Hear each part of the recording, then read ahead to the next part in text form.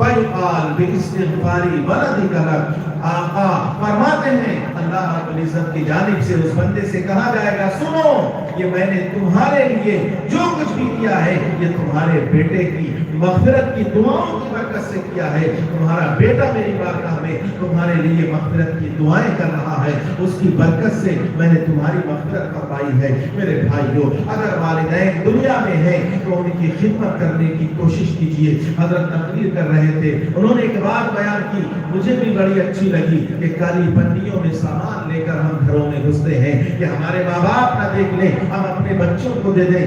آج ہم ان چیزوں کو اپنے ماں باپ سے چھپا رہے ہیں جنہیں کھلا کھلا کر انہوں نے ہمیں اس لائق بنایا ہے۔ ہمارے ہاتھوں میں اگر یہ طاقت ہے تو یہ ہمارے ماں باپ کی اس کمائی کی برکت سے ہے جس کی کمانے کے لیے اپنے کالے بالوں کو انہوں نے سفید کر دیا ہے۔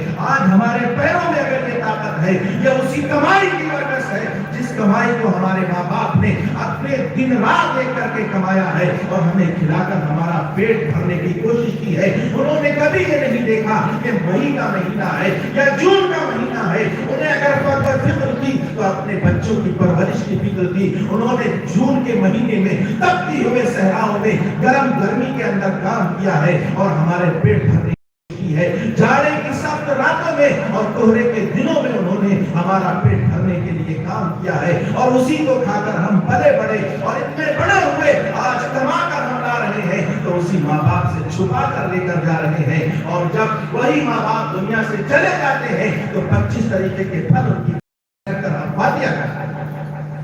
زندہ تھا جب اسے ضرورت کی طاقت کی، اس کا جی چاہ رہا تھا کہ میں کوئی پھل کھاؤں، تب ہم نے اس کو نہیں دیا، اور جب وہ دنیا سے چلا گیا تو ساری بازار کے پھل لا کے اس کی فاتحہ میں رکھ دیے۔ ٹھیک ہے تو سب کچھ رکھ، لیکن جب زندہ ہے اس وقت اس کا خیال زیادہ رکھ، اس وقت تو فاتحہ پانی پر بھی کرا دے گا، اللہ رب العزت تب بھی قبول فرمائے گا اور اتنا ہی ثواب عطا فرمائے گا جتنا ثواب تو بریانی پکا کر ثواب۔ زندہ ہے اس وقت ذرا اس کا خیال رکھ، تیری ضرورت ان کو اس وقت زیادہ ہے جب وہ بڑھاپے پیروں سے چلنے سے مجبور ہو گیا ہے، اب اسے تیرے سہارے کی ضرورت ہے۔ ہم یاد کریں وہ دن جب ہم پیدا ہوئے تو چلتے پیدا نہیں ہوئے تھے، ہم اٹھ بھی نہیں سکتے تھے، اپنے ہاتھ سے کوئی چیز لے بھی نہیں سکتے تھے، اپنے پیروں سے چل نہیں سکتے تھے۔ وہی ہمارے ماں باپ ہوتے ہیں، اپنے ہاتھوں میں ہمارے پکڑتے ہیں اور پھر ہمیں چلنا سکھاتے ہیں۔ وہی ماں باپ ہوتے ہیں، وہی ماں ہوتی ہے جو ہماری زبان کو بولنا سکھاتی ہے، اور جب ہم جوان ہوئے ہم نے بولنا سیکھا تو اپنے ہی ماں باپ کو گالیاں دینے لگے۔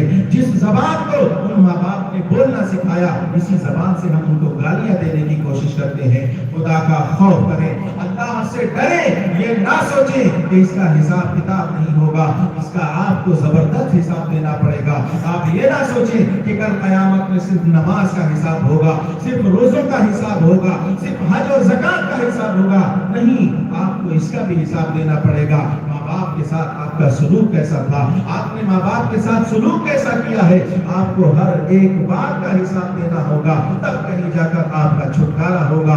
وہ بھی چھٹکارا تب ہوگا جب آپ کا حسن سلوک اپنے ماں باپ کے ساتھ بہتر سے بہتر ہوگا۔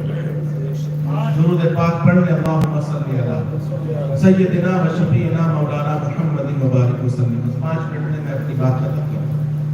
اللہ کے رسول کی بارگاہ ایک نوجوان اپنے والد کو لے کر آیا، بوڑھے تھے، ان کی بارگاہ میں لے کر آیا اور شکایت کی سرکار سے، یا رسول اللہ یہ میرے والد ہیں، میں کماتا ہوں، کما کر لاتا ہوں اور یہ اس میں سے خرچ کرتے ہیں، اس میں سے مال لے لیتے ہیں۔